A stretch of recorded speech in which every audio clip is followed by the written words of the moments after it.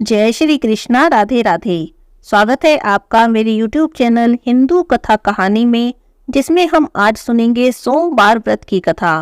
बोलिए शंकर भगवान की जय हो, माता पार्वती की जय हो। बहुत समय पहले की बात है। किसी नगर में एक धनी व्यापारी रहता था। दूर दूर तक उसका व्यापार फैला हुआ था। नगर के सभी लोग उस व्यापारी का बहुत सम्मान करते थे। इतना धन संपन्न होने के बाद भी वह व्यापारी दुखी रहता, क्योंकि उसके कोई संतान नहीं थी। इस कारण अपनी मृत्यु के बाद व्यापार के उत्तराधिकारी की चिंता उसे हमेशा सताती रहती। पुत्र की इच्छा से वह व्यापारी प्रत्येक सोमवार को भगवान शिव की व्रत पूजा किया करता था। शाम के समय शिव मंदिर में जाकर भगवान शिव के सामने घी का दीपक जलाता। उसकी भक्ति भाव को देखकर माता पार्वती उस पर बहुत प्रसन्न थी और उन्होंने भगवान शिव से उस व्यापारी की मनोकामना पूरी करने का निवेदन किया।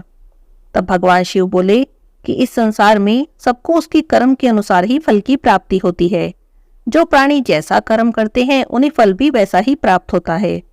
शिव जी ने माता पार्वती को बहुत समझाया, पर पार्वती देवी नहीं मानी और उस व्यापारी की मनोकामना पूरी करने के लिए वे भगवान शिव से बार बार अनुरोध करती रही।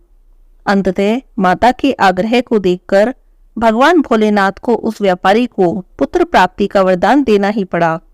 वरदान देने के बाद भगवान शिव ने माता पार्वती से कहा, हे देवी, आपके कहने पर मैंने इसे पुत्र प्राप्ति का वरदान तो दे दिया है, परंतु इसका यह पुत्र 16 वर्ष से अधिक समय तक जीवित नहीं रहेगा। इससे अधिक मैं इसके लिए कुछ नहीं कर सकता। उसी रात भगवान शिव उस व्यापारी के सपने में आए और उसे पुत्र प्राप्ति का वरदान दिया और उसके पुत्र के 16 वर्ष की आयु की बात भी बता दी। इस तरह की बातें सुनकर व्यापारी को ना तो खुशी हुई और ना ही दुख हुआ। वह पहले की तरह ही सोमवार के दिन भगवान शिव का विधिवत पूजन और व्रत करता रहा। कुछ महीनों के बाद उसके घर में एक अति सुंदर बालक ने जन्म लिया और पूरे घर में खुशियां ही खुशियां मनाई गई। बड़े धूमधाम से पुत्र जन्म का समारोह मनाया गया, परंतु उस व्यापारी को तो पुत्र के जन्म से अधिक खुशी नहीं हुई थी, क्योंकि उसे पता था उसका पुत्र 16 वर्ष की आयु के बाद मृत्यु को प्राप्त हो जाएगा। जब वह पुत्र 12 वर्ष का हो गया, तब उसकी मां ने कहा कि हमें अपने बेटे का विवाह कर देना चाहिए। लेकिन व्यापारी बोला कि मैं अभी इसका विवाह नहीं करूंगा, अभी तो मैं इसे काशी पढ़ने भेजूंगा। तब उस व्यापारी ने उस बालक के मामा को बुलाया और उन्हें कुछ पैसे देकर बालक के साथ काशी जाने का आदेश दिया। व्यापारी ने मामा भांजे से कहा कि काशी जाते समय रास्ते में यज्ञ करते हुए और ब्राह्मणों को भोजन कराते हुए जाना।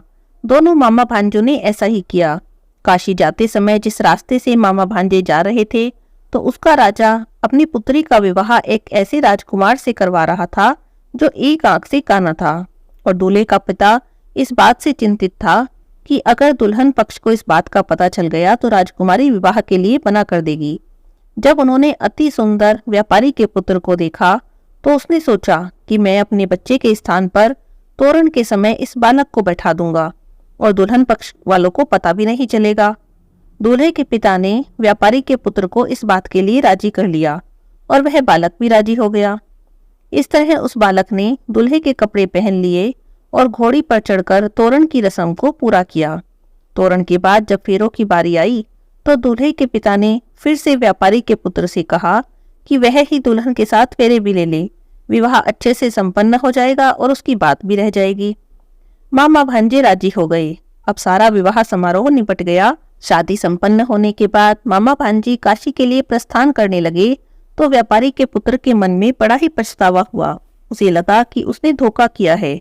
तब उसने दुल्हन के कपड़ों पर लिख दिया कि तुम्हारी शादी मुझसे हुई है, लेकिन जिसके साथ तुम्हें विदा किया जाएगा वह एक आंख से काना है और मैं काशी पढ़ने जा रहा हूँ। जब राजकुमारी ने इस लिखी बात को पढ़ा, तो उसने तो राजकुमार के साथ जाने से मना कर दिया और अपने पिता से कहा कि यह मेरा पति नहीं है, मेरे पति तो शिक्षा ग्रहण करने काशी गए हैं। यह बात फैल गई। मजबूरी में दूल्हे के पिता ने सारी बात बता दी। दुल्हन के पिता ने बेटी को विदा करने से इनकार कर दिया। इधर मामा भांजे दोनों काशी पहुंच गए और वहां जाकर बालक शिक्षा ग्रहण करने लगा और मामा यज्ञ करने लगे। जब व्यापारी का पुत्र 16 साल का हो गया, तब एक दिन उसने अपने मामा से कहा कि मेरी तबीयत ठीक नहीं है और मैं अंदर सोने जा रहा हूँ। व्यापारी का पुत्र अंदर सोने गया तो वहीं पर उसकी मृत्यु हो गई। कुछ देर बाद जब मामा अंदर गया तो उसने देखा कि बालक तो मरा पड़ा है। वह बहुत दुखी हुआ, पर वह रोया नहीं, क्योंकि उस समय यज्ञ चल रहा था। इसीलिए मामा ने वापस आकर यज्ञ करने के बाद, यज्ञ संपन्न करने के बाद, ब्राह्मणों को भोजन कराने के बाद अपने मरे हुए भांजे को देखकर रोना पीटना शुरू कर दिया। उसी समय संयोग से उस मार्ग से शिव पार्वती जा रहे थे।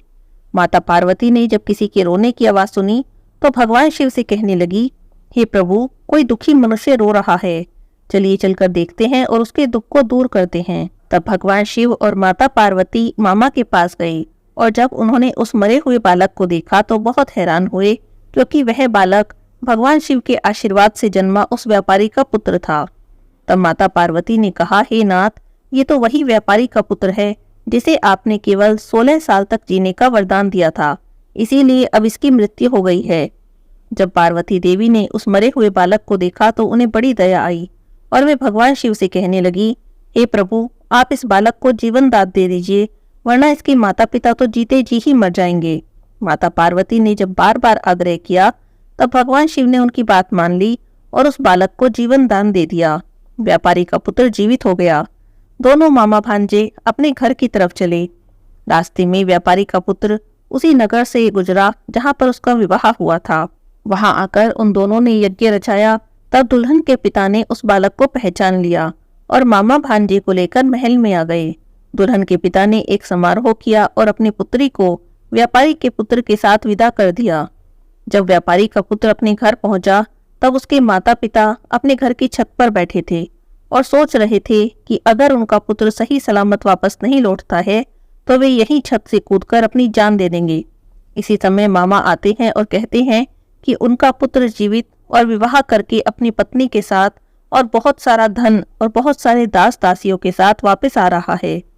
जब व्यापारी ने अपने बालक को जीवित देखा तो बहुत खुशी से उसका स्वागत किया। व्यापारी का परिवार खुशी खुशी रहने लगा। भगवान शिव की कृपा से व्यापारी के सभी दुख दूर हो गए।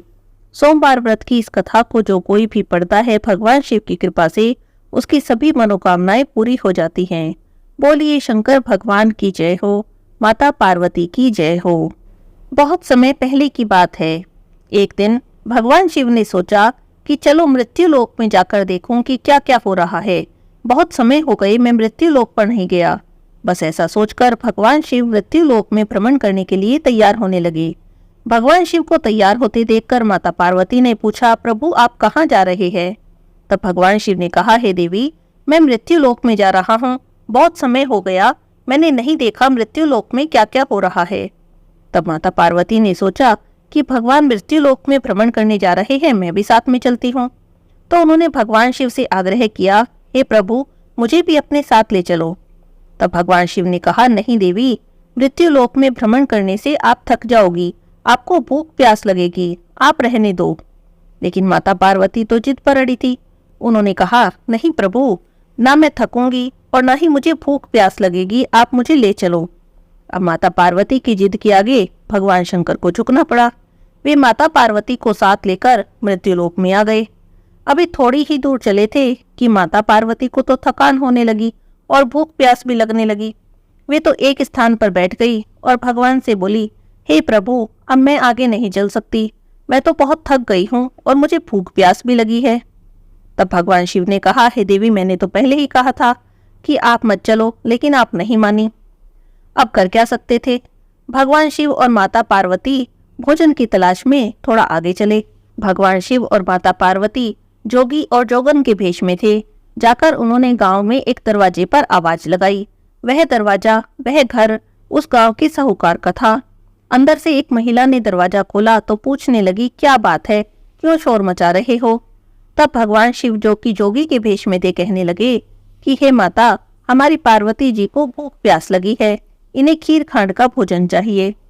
तो वह महिला तो बहुत क्रोधित हो गई और कहने लगी, अगर तुम दोनों को खीर खांड का भोजन चाहिए था तो कुछ काम क्यों नहीं करते? देखने में तो हट्टे कट्टे लगते हो, ऐसे भीख मांगते तुम्हें शर्म नहीं आती? जाओ यहाँ से, मेरे घर में कुछ नहीं है। और इतना कहकर उसने भगवान शिव और माता पार्वती के सामने ही दरवाजा बंद कर दिया। भगवान शिव और माता पार्वती वहां से चल दिए। आगे चलते चलते चलते चलते एक घर आया। बहुत टूटा फूटा सा घर था। एक बार तो भगवान शिव ने सोचा कि आवाज लगाऊं, फिर सोचने लगे कि जब इतने बड़े घर से कुछ नहीं मिला तो इस छोटे से टूटे फूटे घर से ही क्या मिलेगा। यह सोचकर आगे चलने लगे। अंदर से एक बुढ़िया माई बैठी बैठी देख रही थी। उसने दोनों को रोक लिया और पूछने लगी क्या बात है। तब भगवान शिव बोले कि हमारी पार्वती जी को भूख प्यास लगी है, खीर खांड का भोजन चाहिए, लेकिन कहीं से भी भोजन की व्यवस्था नहीं हुई। तब बुढ़िया माई बोली कि आप अंदर आओ महाराज जी। दोनों को आदर के साथ अंदर ले गई, आसन देकर बिठा दिया, पानी पिला दिया। अब कहने लगी आप थोड़ी देर आराम करो, विश्राम करो, मैं आपके लिए भोजन की व्यवस्था करती हूँ। और इतना कहकर वह परात और भिगोना लेके चल दी। तो भगवान शिव ने पूछा बुढ़िया माई कहाँ जा रही है। तो कहने लगी कि खीर के लिए चावल और खांड लेकर आती हूँ, दूध लेकर आती हूँ। तो भगवान शिव बोले अंदर जाके देख। बुढ़िया माई ने अंदर जाकर देखा तो चावल की परात भरी थी और दूध का भिगोना रखा था। उसने खूब बढ़िया खीर बना ली और खीर बनाकर भगवान शिव से आकर बोली कि भगवान जिम लो। उसने शिव पार्वती जिमा दिए। अब शिव पार्वती जिमा दिए लेकिन खीर तो खत्म ही ना होवे। तो उसने भगवान शिव से पूछा कि इतनी सारी खीर का अब क्या करूं, मेरे तो कोई भी नहीं है, ना मेरे कोई बेटा है, ना पोता है, ना मेरा कोई परिवार है। तो भगवान शिव ने कहा कि आंख बंद कर। बुढ़िया माई ने आंख बंद कर ली। थोड़ी देर बाद जब बुढ़िया माई ने आंख खोलकर देखा तो देखा पूरा परिवार हो रहा है, खूब बेटे पोते बेटियां, बहुत सारे बच्चे आंगन में खेल रहे हैं। तो वह कहने लगी महाराज जी इतने बड़े परिवार को रखूंगी कहाँ। तब भगवान शिव ने उसकी झोपड़ी पे लात मारी, बड़ा महल हो गया। देखा तो अन्न धन के भंडारे भरे पड़े हैं, पूरे महल में धन ही धन हो रहा था। अब बुढ़िया माई तो बहुत खुश हुई, सबको उसने खीर जमा दी। पूरे परिवार ने भर पेट के खीर खा ली, लेकिन फिर भी वो खीर खत्म ही न होने को आई। तब उसने भगवान शिव से पूछा हे प्रभु अब इस खीर का क्या करूं।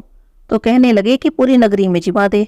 अब बुढ़िया माई कटोरे भर भर कर खीर पूरी नगरी में जिमाने लगी।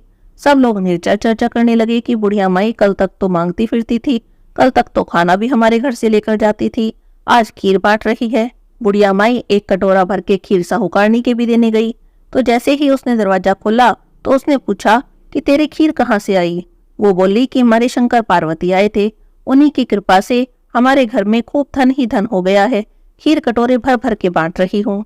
तब साहूकारनी कहने लगी कि शंकर पार्वती जी कहाँ हैं, मेरा धन तेरे दे दिया, भागी भागी चली गई, मोड़ा मोड़नी ठहरियो, जोगा जोगनी ठहरियो। जाकर शंकर पार्वती के पैर पकड़ लिए, बोली महाराज ऐसा क्यों कर दिया, मेरा धन उसे क्यों दे दिया। तब शंकर भगवान बोले मैंने तो ना उठाया ना धरा, तैने ना करी तेरे ना हो गया, उसने हाँ करी उसके हाँ हो गया। तब वह बोली ना महाराज कुछ तो दो। तब भगवान शिव को उस पर दया आ गई और उन्होंने कहा तेरी तेलड़ी में तेल रहेगा, घीलड़ी में घी रहेगा, धन तेरा जुड़े ना, काम तेरा रुके ना। और इतना कहकर शंकर पार्वती जी वहां से चले गए। हे शंकर पार्वती जी, जैसे आपने बुढ़िया माई पर दया की ऐसी ही दया सब पर करना। जैसे साहूकारनी से रूठे हो ऐसा किसी से भी ना रूठना। बोलिए शंकर पार्वती की जय हो।